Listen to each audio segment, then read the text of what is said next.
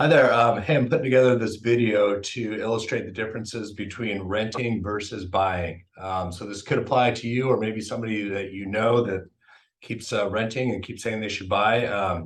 Great video to illustrate the advantages. So we've heard in the past there's always tax advantages. Yeah, that's great. Not a whole lot. Also, if you're renting, you're just paying your landlord's mortgage. Very true. But I put together some numbers which really illustrate what you're missing out on by not buying and continuing to rent. So let me share my screen with you. So I took a purchase price of $650,000, just a condo here in San Diego. That's where I live. And right now, those are probably renting for about $3,500 to $4,000 a month. Yeah, rents are rising, interest rates are rising, prices are rising, everything's rising.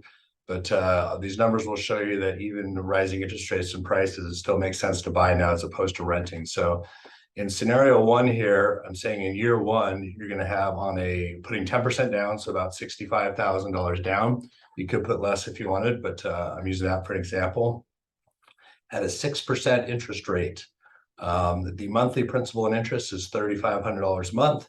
You've got taxes and insurance of about $870 a month. You've got your maintenance, which is really HOA dues and repairs for $300. So all in, you're at about $4,600 a month versus renting for $3,500 a month. So off the bat, you'd say, hey, it's cheaper for me to rent right now than to buy.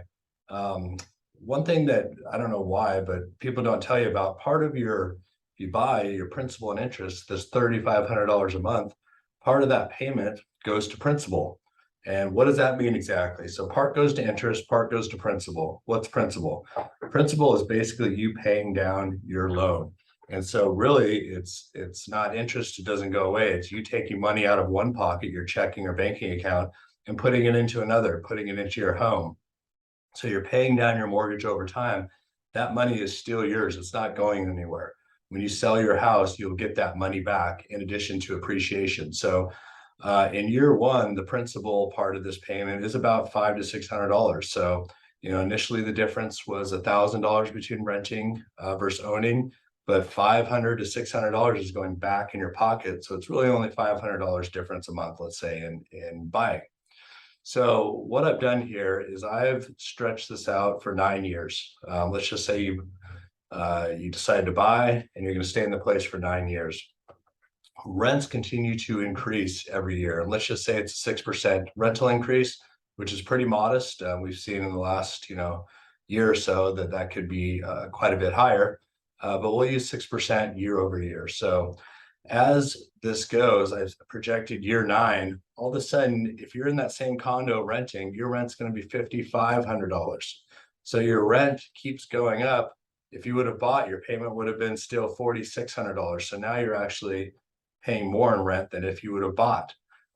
So this graph really illustrates, it really is about year six, where the rents have gone up to the point of what your mortgage payments are. And so overall in 9 years, you still would have spent $22,000 less. That's this cash flow difference if you would have continued to rent. But here's the major advantages of buying.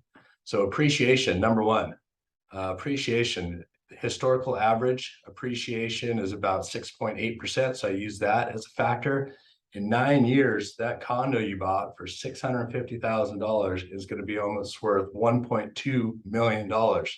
That's $533,000 of appreciation that you would have missed out on if you continue to rent. So look back, talk to anybody that bought 9 years ago, ask them if they're disappointed that they bought.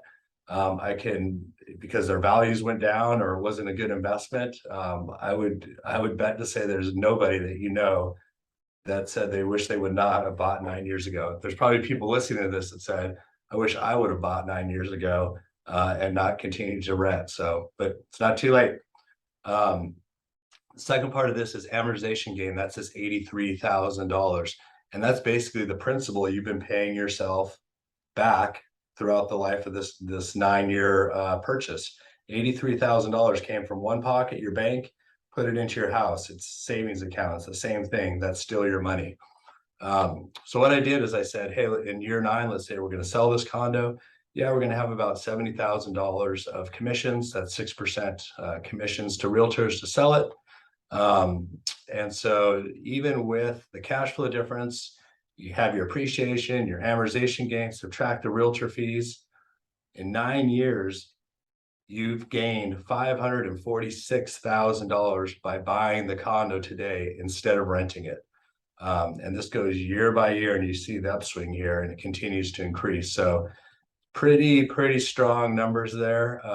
Hopefully that gets some people off of their seats and says, hey, it doesn't make sense to rent anymore. It's time to get in the game and purchase something. If you want me to run any other scenarios for you, different purchase prices or scenarios, please reach out to me. But hopefully this was helpful and eye-opening, and helps get some people off the fence and buy it. So have a great rest of the day, and let me know if you need anything. Take care.